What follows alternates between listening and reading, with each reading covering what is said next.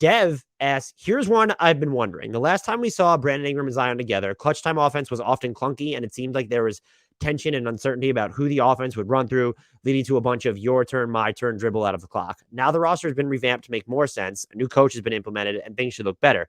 That said, they've added yet another guy whose instinct in tight spots is to self-create and get a bucket in CJ McCollum. Obviously, all three of these players have real playmaking skills, but I worry about crunch time offense with three guys who very much like to dribble and score. This exacerbated by the fact that there isn't really a clear hierarchy on the team yet. CJ's the proven vet, Zion's the biggest star, and BI's the one who carried the team through the drama. I know you can't have too much ball handling and self-creation, but I'm still nervous about what it looks like in the clutch. Do you think these concerns are valid? And if Coach Green does figure out how to make crunch time offense work, what do you think that looks like?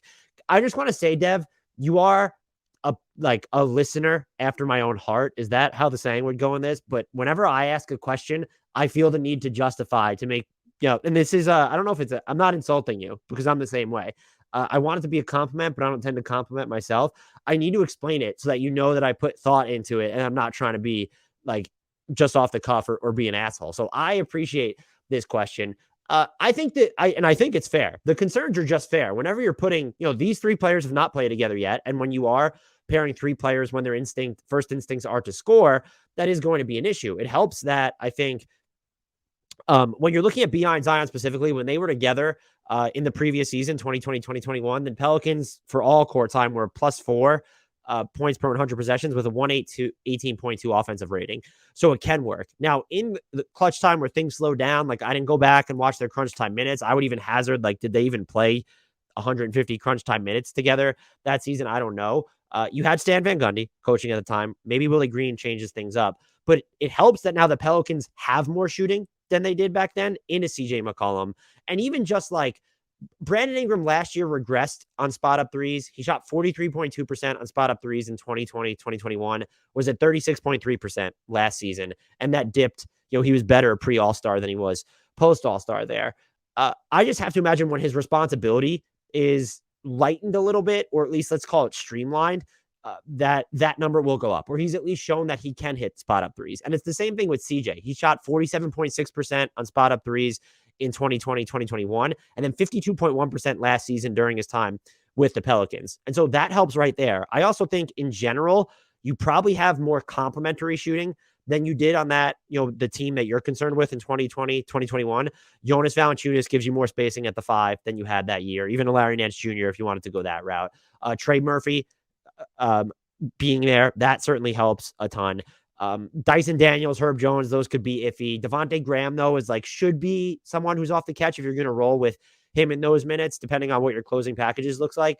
The other thing that I will say is all three of these players, in theory, to me, excel at different levels of the floor. And so Zion's rim pressure with the ball in his hands, or if you're going to use him as the screener, is out of this world. That can complement both CJ and Brandon Ingram, who like to work from the mid-range, but it also really complements CJ, who's gotten so much better at being, fanning out beyond the arc when he's off the ball, or also just working from beyond the arc with the ball. And so they all have these different levels of gravity to them where they're going to excel at all these different areas.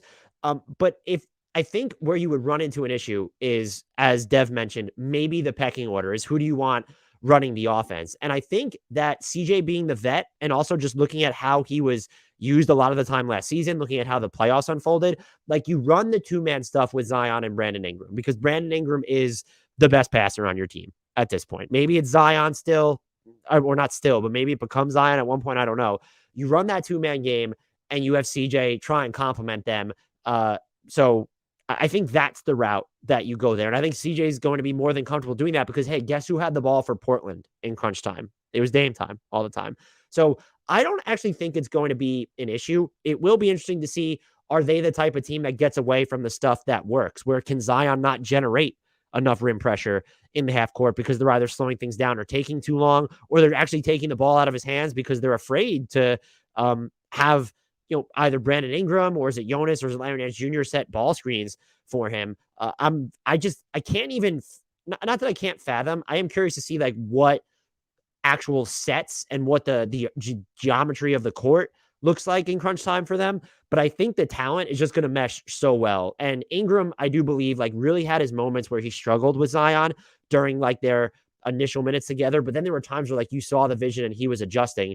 There might be a learning curve to start the season, but I think by the end of the year, I am anyone who listens to this podcast, and I'm sure Dev knows, like I am just all fucking in on the Pelicans if they're going to stay healthy. So I think this is a fair concern that it's valid, but I also think that it's going to end up not only working out, but this is a dynamic where they can excel. And I think what makes it easier is that there's really no one else on the roster that you have to allocate touches to or who's going to be expected to have the ball in their hands. Devontae Graham used to working off the ball. Ditto for Jose Alvarado. Even Jonas Valanciunas. Like, yeah, he gets to have the ball in his hands sometimes, but like he is someone who is just, he'll be fine pump faking into and then passing out that way or attacking the basket through there. So I think there are a lot of different lineup packages that they can run with that wind up helping them here. But these three players specifically, I think the Pelicans have a big three. Like there's no other way to say it. Like CJ McCollum, Ingram, and Zion are all-star level players. CJ McCollum's the worst of them. And he's still what? Do we really think he's worse than and I guess,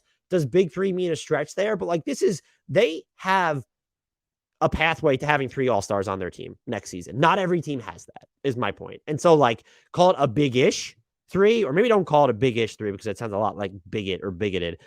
Call it like a super medium-sized three. Like this is just, they have two all-star level players on their team.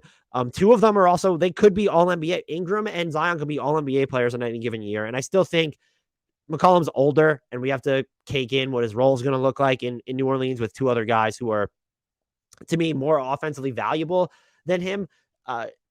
Like, is there regression there? But like in any given season, or at least next season, when you look at how he scored the basketball in the past and how efficiently he does so, do I think he could make an all-star game? I still think it's possible. It has not happened yet, so maybe it's really not. But they have a big 2.5 or 2.75. Let's say that way. So I think it will end up being fine, even if the concerns are ultimately fair there.